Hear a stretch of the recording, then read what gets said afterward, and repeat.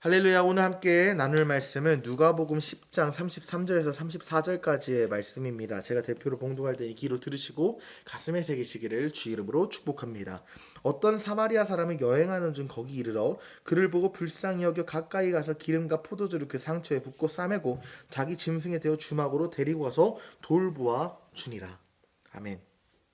이 선한 사마리아인 비유, 우리가 세상에서도 많이 듣는 비유일 정도로 정말 유명한 이야기입니다. 교회에서는 말할 것도 없고요. 이 선한 사마리아인 비유는 불신자도 알 만큼 유명한 비유인데, 이 비유에서 나오는 이 자비가 우리는 추상적인 개념이 아니라 실질적인 행동인 것을 깨달아야 합니다. 그냥 이야기로 넘겨서 들을 게 아니라 정말 이 사마리아인의 행동처럼 우리의 삶에도 실질적인 변화가 나타나야 된다는 것을 염두하고 주님께서 이 비유를 말씀하신 거예요. 오늘은 이 비유를 통해서 자비가 무엇인지, 그리고 이 자비를 어떻게 실천해야 되는지 함께 나누기 원합니다. 첫 번째로, 자비는 경계를 넘는 사랑이라는 사실을 기억해야 합니다. 사마리아인은 유대인과 철천지 원수였던 관계였어요.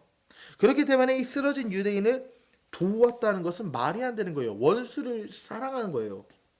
민족적인 원수를 사랑한 겁니다. 우리로 비유한다면, 우리가 일제강점기 때 일본인이 조선을 침략했잖아요. 우리나라를 침략했는데도 불구하고 길거리에 일본 순사가 맞아 죽어가지고 나 앉아 있는데, 독립운동가 이 일본 순사를 치료해 준 것과 같은 수준의, 때로는 그 더 높은 수준의 증오심이 있는 적대 관계임에도 불구하고 선한 사마리아인은 쓰러진 유대인을 도왔습니다. 이를 통해서 우리는 알 수 있는 것이 무엇입니까?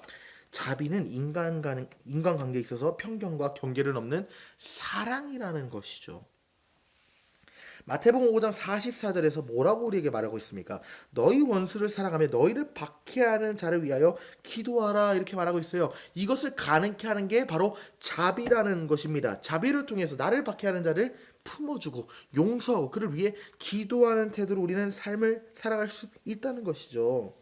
그렇다면 우리는 두 번째로 무엇을 살펴봐야 합니까? 자비는 행동으로 실천되고 드러난다는 것입니다. 사마리아인은 단순히 이 유대인을 불쌍히 여기는 거에서 끝나지 않았다는 것을 우린 기억해야 돼요. 그냥 길을 지나가면서 저 유대인 안 됐다 어찌할꼬 하고 지나가는 것이 아니라, 안 됐다 말한 이후에 자기가 할 수 있는 모든 최선의 방법을 다 동원해서 이 유대인을 살리기 위해 노력을 했습니다. 자기의 노력을 다해서 상처를 싸매고 포도주를 먹이고 돌보는 행동을 했다는 거예요. 자비는 감정이 아니라 행동이라는 사실을 기억하십시오. 특별히 야고보서 2장 17절에서 우리에게 뭐라고 말하고 있어요? 행함이 없는 이 믿음은 죽은 믿음이라고 말하는 것처럼, 이 자비가 우리 삶 속에서 실천되지 않는다면 우리의 믿음은 죽은 믿음입니다. 죽은 사랑입니다. 죽은 자비입니다. 행동으로 드러나는 자비가 필연적으로 우리 삶에 필요하다는 것이죠. 그렇다면 우리가 이 행동으로 드러나는 자비를 우리 삶에 실현하고 실천할 때 우리의 삶에 어떤 의미와 변화가 나타납니까? 자비를 통해서 하나님의 사랑을 증거할 수 있다는 놀라운 기적이 우리 삶에 펼쳐집니다. 왜 그러냐면, 이 선한 사마리아인은 자비를 통해서 하나님의 사랑을 나타내는데, 우리도 자비의 도구가 돼서 이웃들에게 자비를 베풀면 우리의 삶을 통해서 하나님이 드러나지 않겠습니까?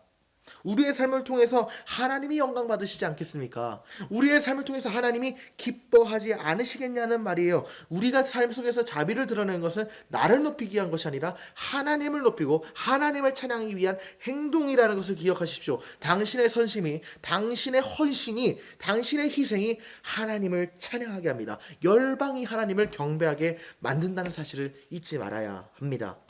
결론입니다. 자비는 이웃을 향한 사랑의 실천인 것을 우리 기억해야 합니다. 선한 사마리아인의 본을 받아서 우리도 세상에 고통받는 이웃들에게 자비를 베풀 하나님의 삶을 드러내는 모든 삶을 살아야 될 줄로 믿습니다. 제가 대표로 기도하겠습니다. 하나님 아버지, 참으로 감사합니다.